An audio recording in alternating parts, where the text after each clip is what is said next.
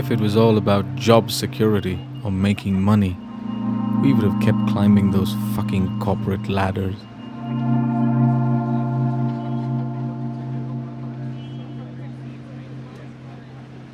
If it was all about being famous, Bollywood would have given us a hard-on.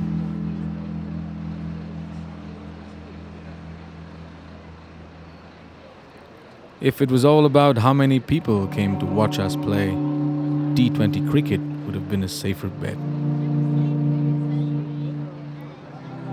When you choose to make your life more meaningful through mastering the art of playing, really playing a musical instrument, and when you keep at it for years, 17 for instance, you're probably not going insane. You were insane from the very fucking beginning.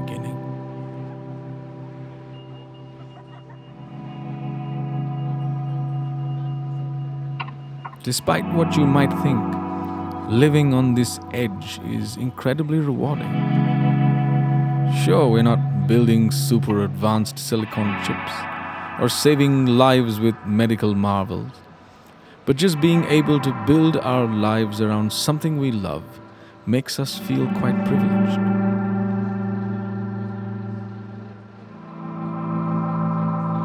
It's honest work. It makes us and the people that listen happy. Follow the signs. Second row this side. Second row centre. Thank you. Let's get a few things straight though. Knowing music, loving music, playing music, and being a musician are all children of the same mother, but from different fathers. Making it big in music requires a different DNA altogether. You've got to get your head around how these little bastards get along.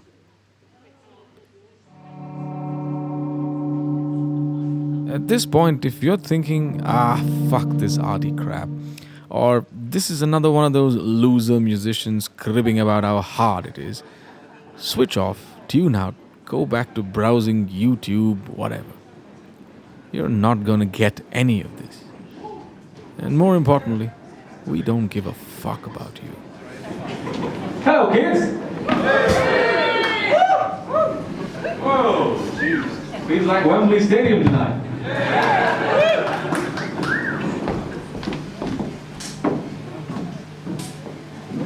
Grab those last two seats. Yes. Send the children out front. Let them dance. Here we go!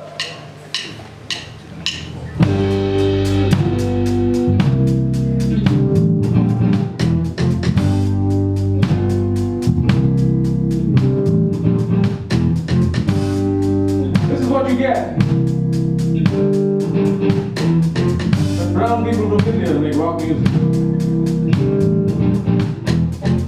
Look, go ahead, look at me, black hair, brown eyes, brown mind, never mind the gold feet. Oh yes, I'm from the exotic East.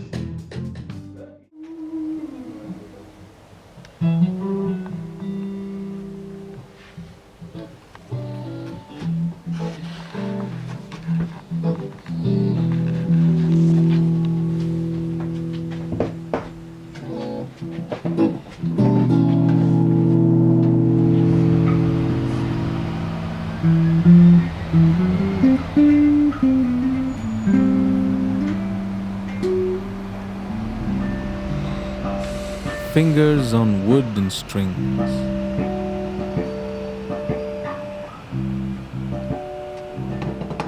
Sticks hitting a drum.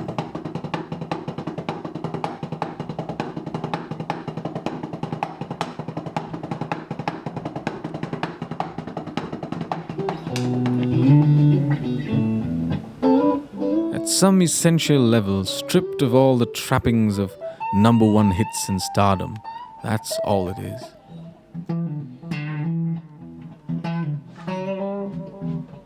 That's all it means.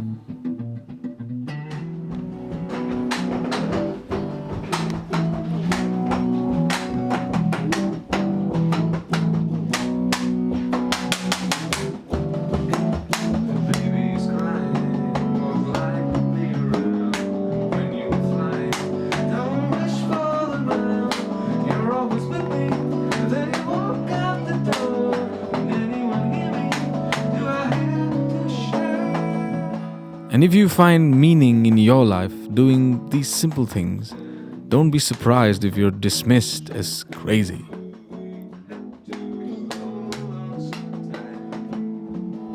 Spreading paint on canvas, juggling knives or buzzing chainsaws in your underwear. Simply standing still in outlandish costume. Such fascinating stuff. Right now, as you sit idly by watching this, thousands of crazy people around the world are learning and practicing and slogging and striving on a lifelong quest to master their art, whatever that may be. Are all these crazy people working so hard just to be big stars? Or are they just being themselves? Are they constantly thinking about brand and marketing and social media strategy? Or have they just found something worthwhile to do and nothing else has come along that can distract them?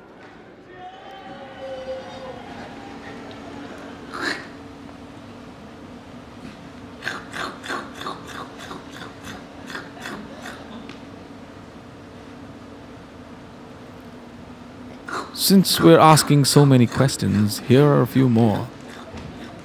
What's the point? Who are we? What are we doing here? Why do we believe what we believe? What is this thing that's grabbed us by the short hairs and hasn't let go?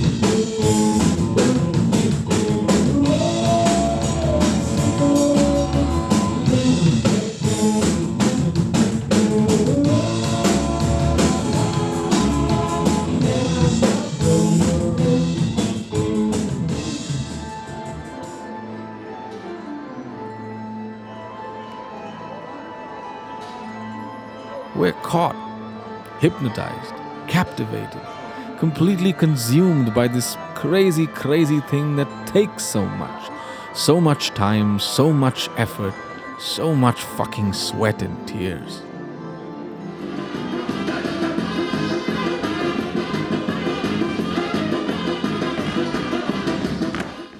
Call us suckers, but we love what we do.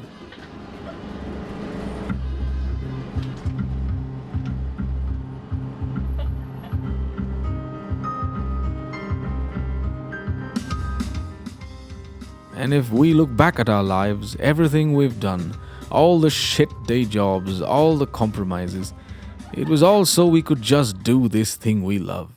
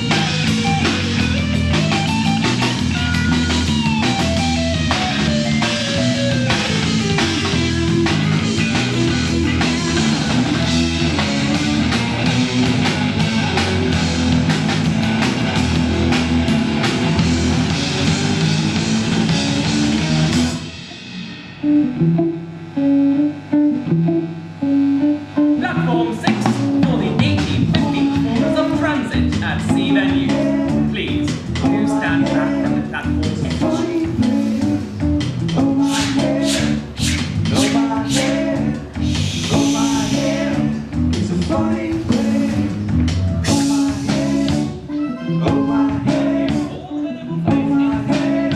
It's a funny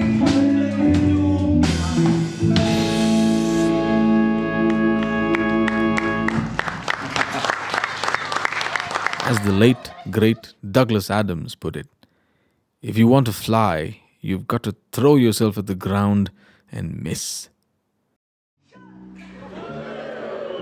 You've got to be mad. That's what keeps you sane.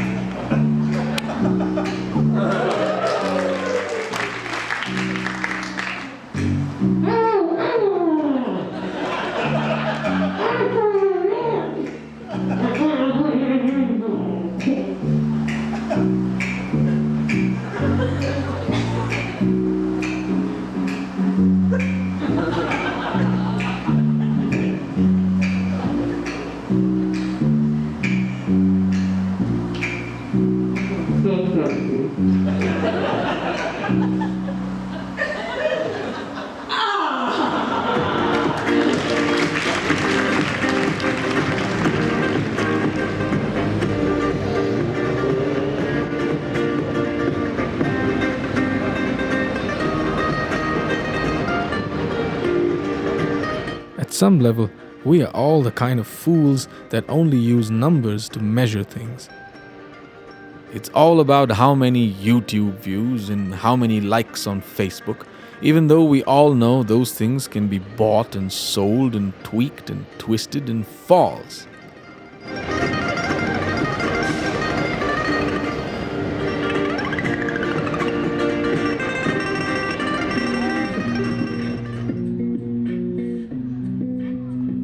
Do these numbers have to be the reason why you like something or not?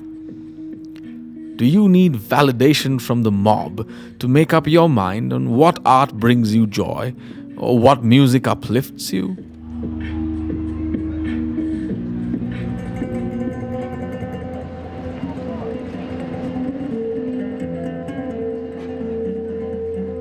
Would you only like something because 61 million other people watched it?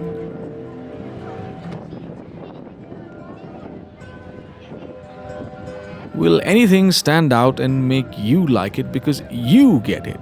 You and not YouTube? And do you really need to know what the fox says? If the game is only about numbers, then fuck it. You're never going to truly know or like anything for your own reasons. We've played great gigs to big crowds. And some equally great heartwarming shows have happened with very few people watching. I like the eyebrows. So when we're on stage playing our hearts out, enjoying one of those good nights, when everyone is really in the zone, it doesn't matter how many people like what we're doing just then.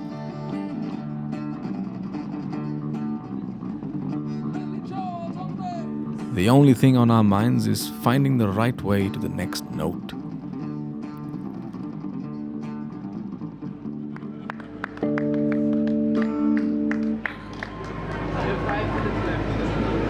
Let's go.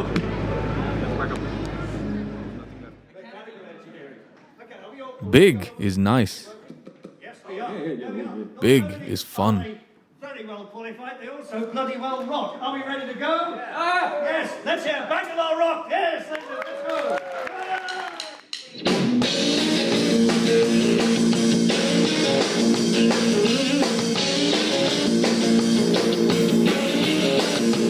Yes, if the ground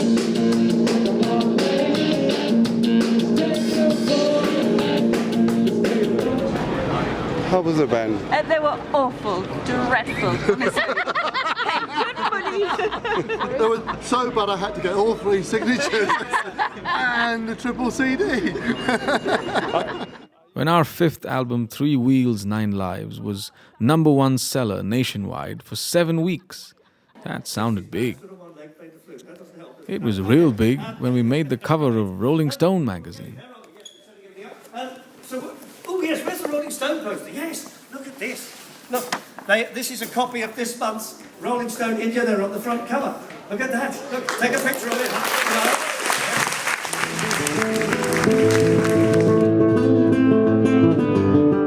We feel big every time we play a good set. Every time we write a decent tune. And every month when the bills get paid.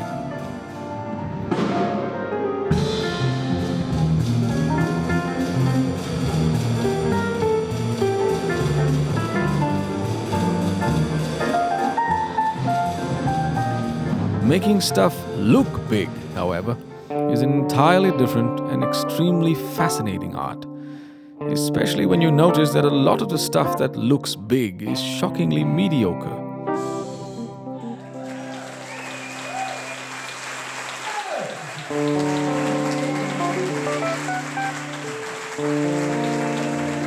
Big and small seem like illusions eventually.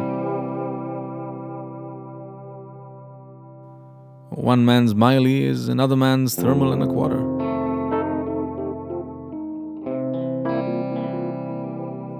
And just like Mr. Knopfler sang it, sometime you're the windshield, sometime you're the bug.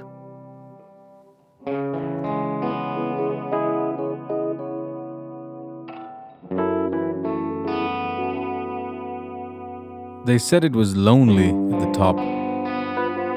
They didn't say it would be lonely at the bottom, in the middle, and on the sidelines.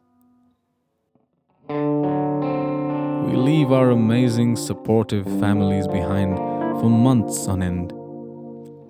Friends with more respectable careers worry about us. Parents that haven't written us off agonize about our future. Clueless rubberneckers think that because we're musicians, our whole life is some kind of unending party with free drugs.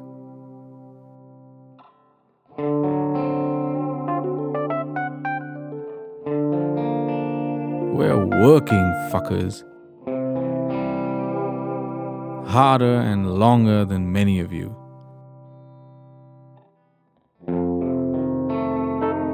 Sure, we love our work, but that doesn't mean it's all fun and games.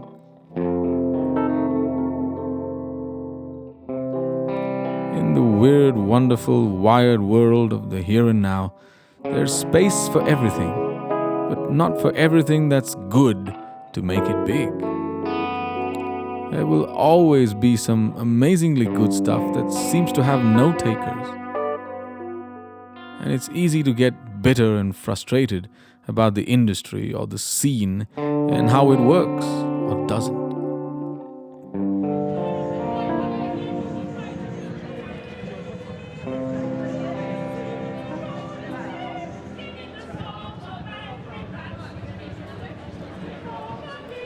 We've never confused selling what we do with selling out. If you don't give a fuck about all the bullshit that surrounds this, then you simply go out there and do what needs to be done so you can keep doing what you love. All this doing can involve countless phone calls, tough negotiations, and talking biz talk, and only rarely with good people who care about their work and yours. Stop doing Hey Jude. Yeah, I think It's karaoke. Anybody can do Hey Jude. Even Paul McCartney can do it. Even Paul McCartney can do that. Says something. The last one, the ELO number, was a number that gets them all rocking. Yeah, it was class. It was class. Thank you, guys. See you. Anyway.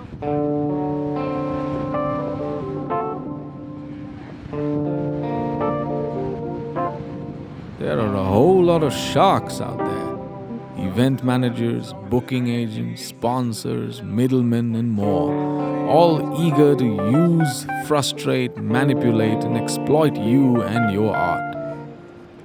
It's your job to show them that it is not a prerequisite to be a dumb fuck to be an artist. Or even an easy fuck. Touching someone's feet may be culturally relevant in some parts of the world, but kissing someone's ass is demeaning everywhere. And if you happen to hang out with kings and kingmakers, you don't have to mix up your respect with adulation. It's DIY or die. Some CDs, t-shirts. You buy a CD, you get a t-shirt and a keychain free. Just £10, 28 songs. You buy a muffin for that much. Going out and selling your stuff is the least you can do for yourself as an artist. Nothing comes easy. If there is something you think you can do that will make a difference to your gig, go ahead, do it yourself. Don't expect people to do it for you. Cinderella's stepmother, do you know me? No, you don't know me. Cinderella's stepmother. Remember, it's your show. It should never feel demeaning to sell it. Not at the same time. And as you keep working at it, you meet like-minded people and even corporations that will be willing to back you on your terms.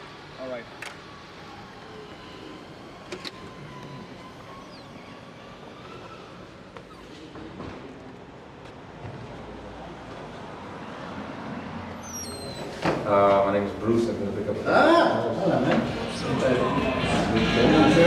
You didn't hate me, right? Yes. You guys just come up to play? Yes, we're at the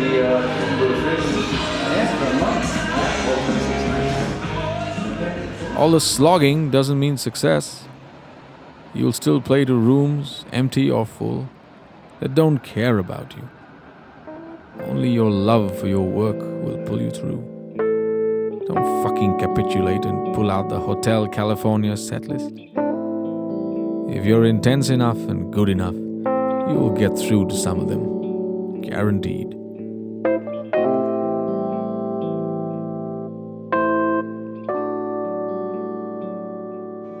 That's a band called Churches on Phantom 105.2, and before that it was Snow Patrol, Spitting Games.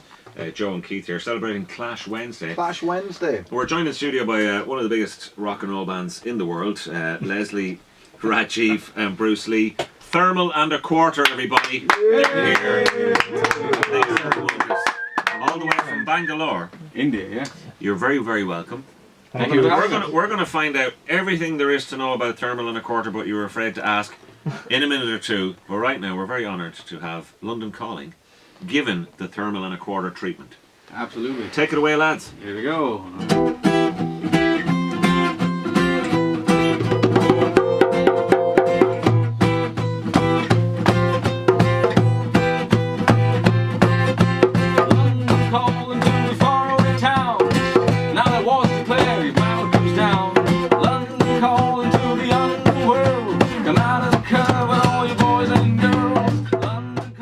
We made it, eventually. We quit the corporate careers and also the cushy fixed salaries and some of the big EMI bungalow dreams. We became working musicians. But a working musician in India who isn't a music director in Bollywood, Collywood, Tollywood, Mollywood or Sandalwood isn't going to make any waves in the matrimonial columns, despite the most wheatish complexion. Well, they ask my mom every now and then, so what's your son doing now? And she said, oh, he's a musician. And they looked at her very kindly and said, oh, that's very nice, but what does he do? And you actually, before you formed the rock band, you guys studied. You've got... I have a master's degree in English literature and communication. The drummer is an MBA, and Leslie, the bass player, is, I think, a Bachelor of Engineering. Mechanical engineering. Okay. The only thing that seems to bring legitimacy to what we do is how much fucking tax we pay. We pay all this tax knowing full well that the next fundamentalist fool that grabs power could, at the drop of a hat, make our livelihoods illegal, immoral, or worse. It's happened more than once.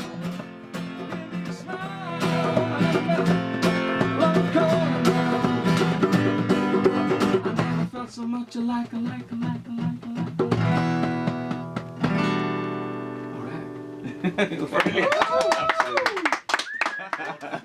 In terms of the career that you've had, I mean, was there a moment when you realised, hang on, this is big now, we're getting big? Was there any moment like that, like say with the Rolling Stone magazine issue? Was it being on stage with Guns N' Roses, or did it all gradually happen for you? I think it's been very, very gradual. I mean, we opened for Deep Purple back in 2001. Wow. Which was a long time ago. That's a long time ago. Yeah, and that I'd say was our first break because before that, there is no real radio support for local bands in India. Is there not? Yeah, there isn't. I think there's just 2 or 3 stations around the country right now that'll play independent music. Most of our stations just play film music or top 40 or so on. Okay. So you don't have support from radio. No record label will sign you because again it's not marketable. It's not yet an identified market. It's And are difficult. there Sony and Warner and Universal? Oh, yeah, in they're all India? there. You're all there. They do only They're all international Okay. bands, and when you talk about an Indian band singing in English, especially, it gets a lot more difficult. They're not confident, and now it's picking up. A lot of bands are selling. We did our last album did really well. I hope that's going to help change things. Was this Three Wheels, Nine Lives? Yeah. This is 28 songs, triple disc. A triple disc. Do you guys ever stop working? Or you just You're doing too much. You're doing too much. So it was kind of gradual, and I suppose one thing I want to ask would be, is this what you expected it to be a successful rock band? You know, you're here in Ireland, and you're touring Europe. Really, you know, is this kind of? It's strange. Rajeev and I were just talking about this and saying, who would have thought a few songs would get us all the way here? Okay. When we started making this music back in college, we had no idea where this was going. Yeah. It was just something we college enjoyed. band, We started in college. We were in college together, and he's 2 years older than me, by the way. Okay. So you've ended up in Ireland, and you were in Edinburgh as well, and you won Spirit of the Festival. Yeah, we were at the Edinburgh Fringe. It's a totally unique, incredibly insane festival, and we played a total of 40 gigs in Scotland across the last month. So it's been exhausting but exhilarating because we were on Mervyn Stutter's Pick of the Fringe show, and then we won the Spirit of the Fringe award. And you know how it is at the Fringe, it's like 3,500 acts all at the same time, so getting people into your gig is quite a chore, And we had people coming over and over again. We had one guy who came, I think, for 9 gigs in a row. Wow. And it's wonderful to see that, people coming back to watch you and so on. So, we're doing something right, and Absolutely. Edinburgh was great. Absolutely. And you won Spirit of the Fringe. Yes, the Award. Spirit of the Fringe award at the end of it, and which is something we can put on the wall. Hold it for the photos. There we are.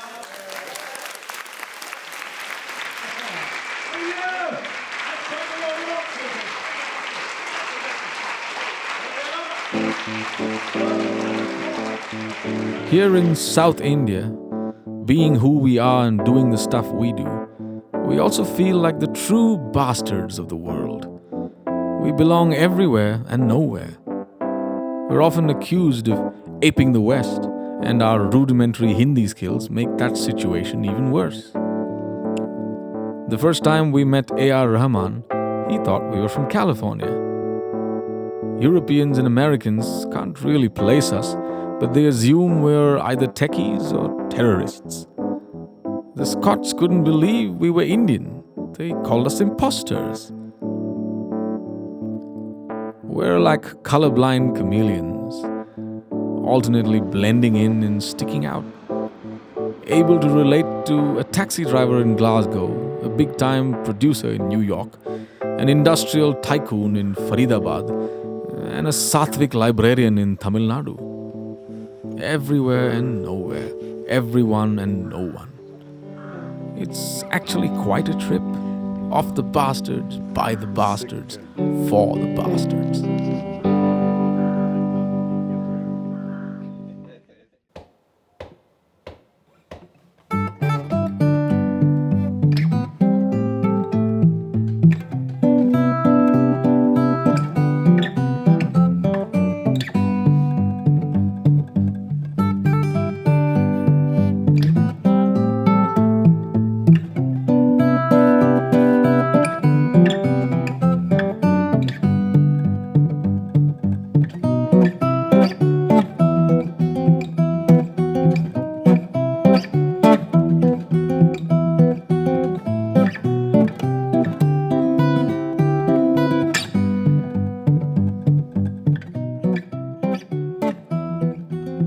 been on this trip since 1996, when we were a bunch of kids in a Bangalore college.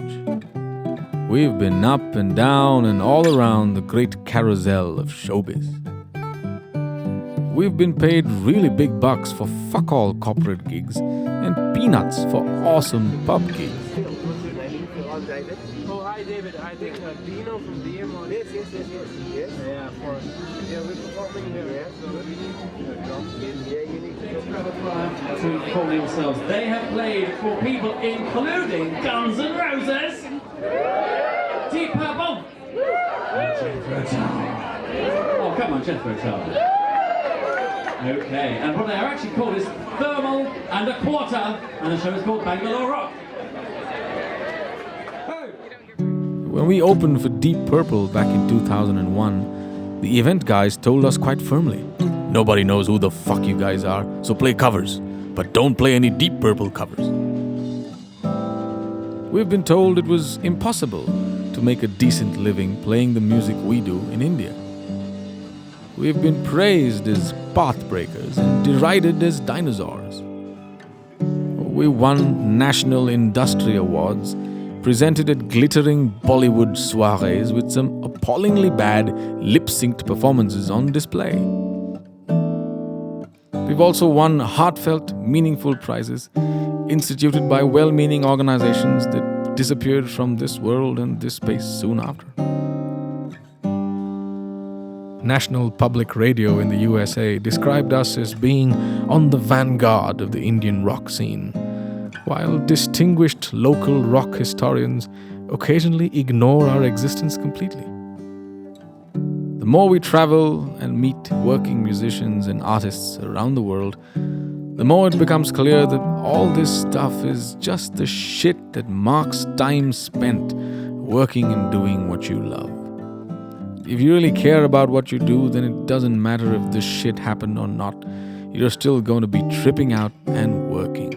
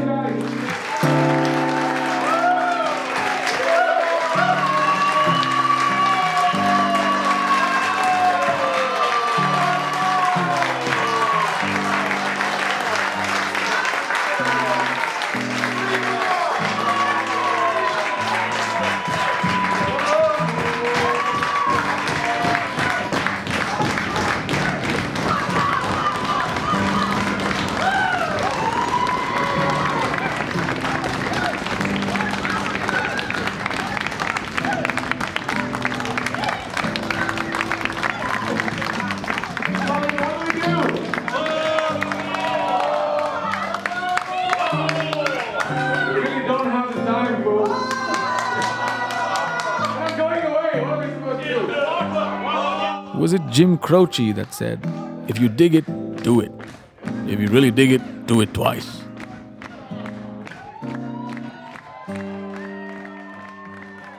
We're in it because we dig it. We're in it because we're fucking good at it. We're in it for the money too. And we're gonna be in it as the windshield or the bug.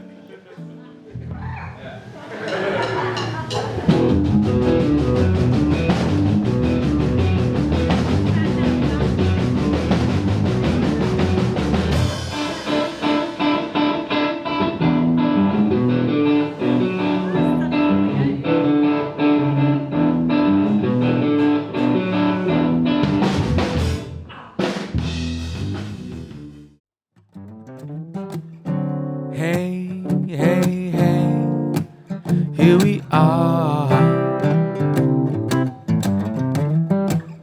round and round, but traveling far. Smiles in our hearts like little marbles, rolling round and round and turning tables. Love makes it all go. Love makes it all so worth every second, every cloud, every pain, every rainy day, every fall, every lock, every key, every time. Me, us, them, and you. Black, white, brown, and sometimes blue. Mind spinning in straight lines. Don't you know it takes all kinds? Love makes it all sweet. Love declared all discreet. With every second, every cloud, every pain, every rainy day, every fall, every lock, every key, every time. Work, yes we work. It's work, work, work or die. Play, yes to play. Get in the zone and fly. Fly. Hey, hey, hey, here we are. Round and round, but traveling far.